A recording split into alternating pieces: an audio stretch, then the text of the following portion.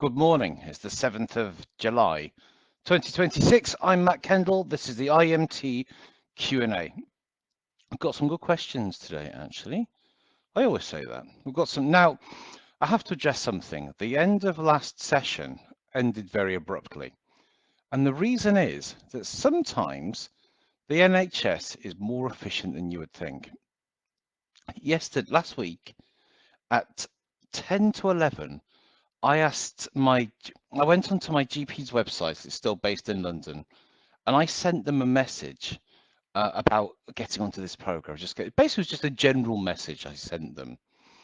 And that was at 10 to 11. I got sent an email 2 minutes later saying your GP will call you between 11 and 1 p.m. And I was like, really? And then at 10 past 11, I got a call from my GP. So I sent an email to them at 10 to 11, and they were on the phone to me by 10 past 11. Crazy. All right. So let's get to today's questions. How can I support my client after the session? Okay, so there's lots of different ways to do this. What you don't want to be doing is being a helpline. When someone's paying for your time, they are paying for your time. They're not paying for all of your time. So you've got to be careful because you are conditioning your clients. So if you're always answering your phone and stuff like that to them, the more likely they're going to keep calling you. I don't give my phone number out, and the reason is that I don't want people to call me. I went through this phase of having quite drunk, depressed people, mainly men, calling me on Sunday evenings just because they were depressed about going back to work. And so I want to get away from that. So I actually do provide my clients with a hypnosis download. Not all the time, but most of the time. And we do the work that we've done in the session. I create a hypnosis download from it and give it to them to listen to in between the sessions. You can prepare files and help for them between the sessions. I do offer email help, but I would be a bit cautious about providing too much help. You also want the IEMT to take place and let it actually flow naturally and all that kind of stuff as well. So I do provide email help if they have any issues, just to let me know. But I don't really help them between sessions. After the session, so after sessions, I have a timer that, I have a CRM. So after 2 weeks, I speak to them. After a month, after 3 months, and after 6 months, it just sends them emails to see how they're doing. Now, that actually does get me a lot of reviews and referrals and recommendations. So you can actually book in a 6-month checkup and an annual checkup once a year. And you can set this all up in a CRM system. I was wondering what happens if you're just doing the demo to show them how it works, and then it opens up a whole session starting because they have another emotion about the memory. Do you just go with that rather than just showing them how it works? And also maybe technically different than the actual thing they've come to work on. So that's tricky too. Right, so I think there's two things going on here. I think so when we do a demo, I do a demo in a consultation call. Yes, to show them how it works for them. More importantly, I'm doing a demo to show me that they're going to be responsive. So I'm not necessarily doing it to show what's happening with them. I'm doing it to see if it's going to work with them, that we're going to actually go forward with it. So when you're doing a consultation, you're doing a demo, don't do anything that's going to trigger off anything bad. Just do something quite simple. Okay, so that's my first bit of advice. The second thing, at the beginning of a session when I do a demo, it can often trigger off other stuff. And yes, I then go with it.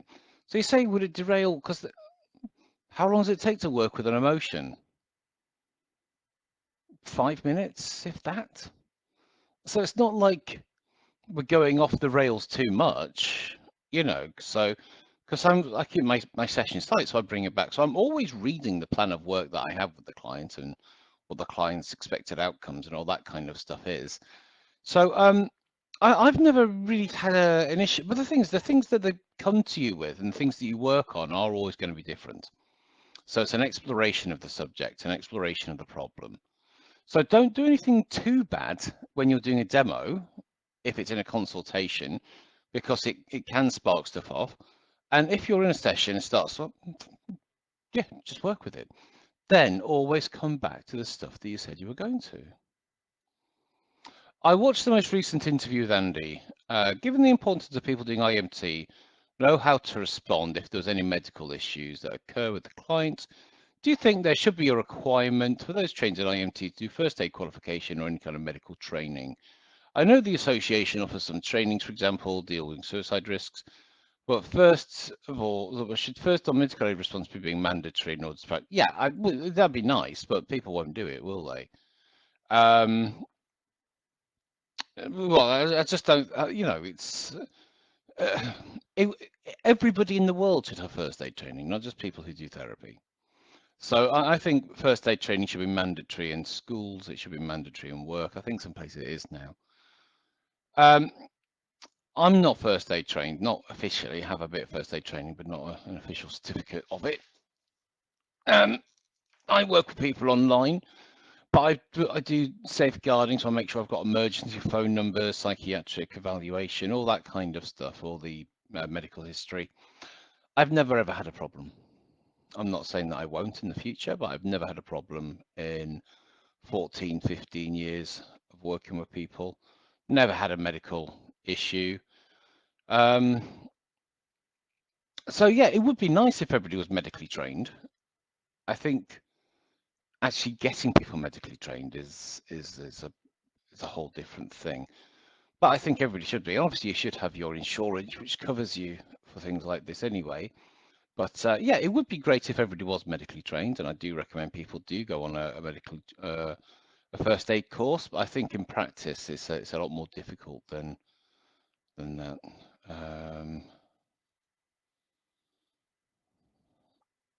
All right, we've got another question here. Let me just put this in as well. So I just had a question from somebody.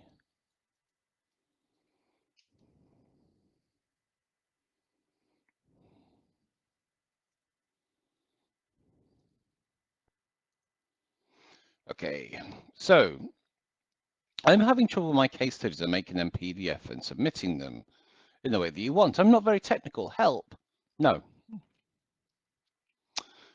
I supply all the information of how to submit these case studies. Just by saying that you're not very technical does not mean that you're special. Okay, and I know this sounds mean, but people often are low or high agency. When I supply a step-by-step process of what website to go to, how to take a document, how to make it into a PDF and so on that, there is no more help that I can or will provide on this. When I'm working with clients, I'm also like this in the same way. Yeah, so it's you've got to assert people's own agency sometimes. If they're not going to assert their own agency, they're never going to be able to go on and make better life choices. So if just by saying you're not very technical, well, go to YouTube, ask somebody who is. What do you do on a client consultation? And it is important to do one. Well, it's imperative. You've got to do a client consultation as part of your work. So the way that I work with a client is they contact me, I send them a form, I don't answer any questions or engage in anything else apart from sending them the pre-form. It seems to be very blocky today. Okay. They then send me the form. I then send them a calendar link or ask them for their times, and we then book in to do a consultation.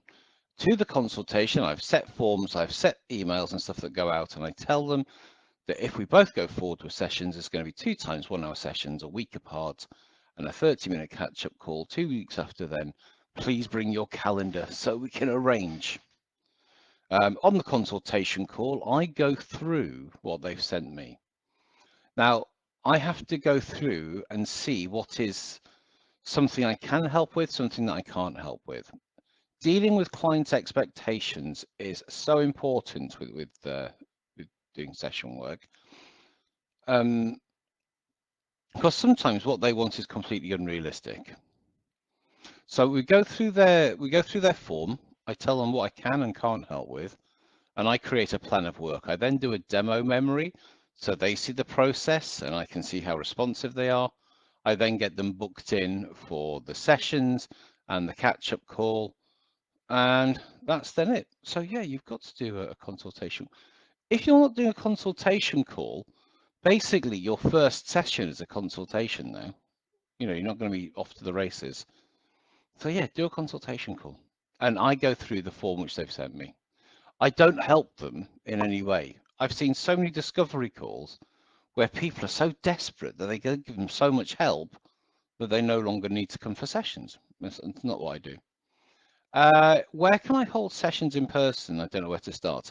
Okay, so there's actual websites. Higher. There was a higher therapy rooms. Okay. Okay, uktherapyrooms.co.uk and treatment rooms is an actual website, so UK. If you're outside of the UK, I don't know. I can't give you any help on this. So there are actual national websites. Other places that I've used are hotel, excuse me, hotel spaces. Regis and different hotel spaces sometimes have consultation rooms that you can hire by the hour. So what you want to do is you want to be looking for the terms ad hoc. So ad hoc basically means as you need. So when you're hiring a consultation room, you'll often have to hire a room for, you just hire the room, you know, you rent the room on a yearly basis, and that's going to cost thousands of pounds a year. You don't need to do that. You can hire a room by the hour. And when you're hiring room by the hour, trust me, you keep a very tight way of working because you're going to get kicked out. So you can do this in hotels, you can do this in hospitals, you can do this in a lot of beauty and hair salons and clinics. They will have spaces. So that's where I would start. Okay, that's where I would actually start. So go on that therapy room. So Regis just come up there, Weatherby therapy room.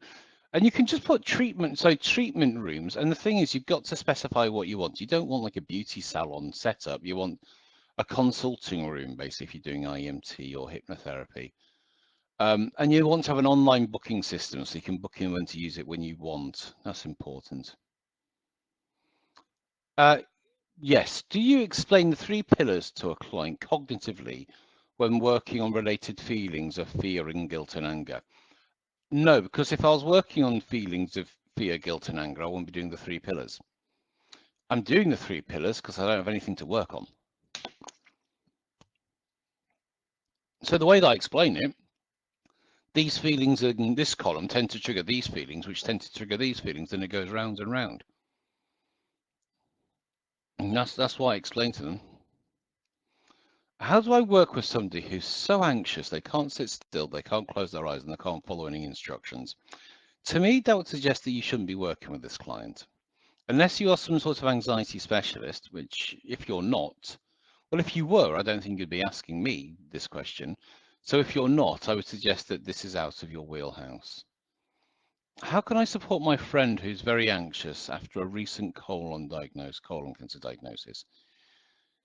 She's already said she has never been that scared before. She has a tendency to catastrophize. So how can you support her? By being there, by offering support, by, I don't know. Would I do therapy with them? No. The IEMT is not for this. So you support them as a friend. I wouldn't try and therapize them. I really wouldn't. Any other questions at all? If you're asking why wouldn't I do this?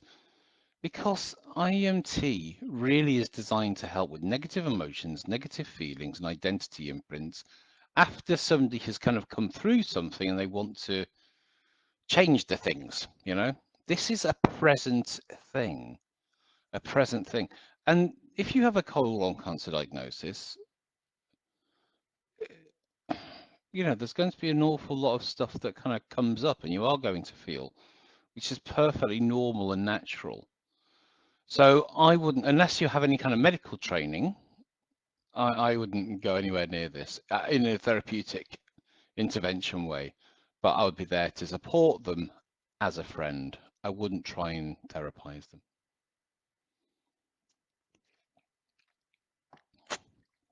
Okay, any other questions at all? Any other questions?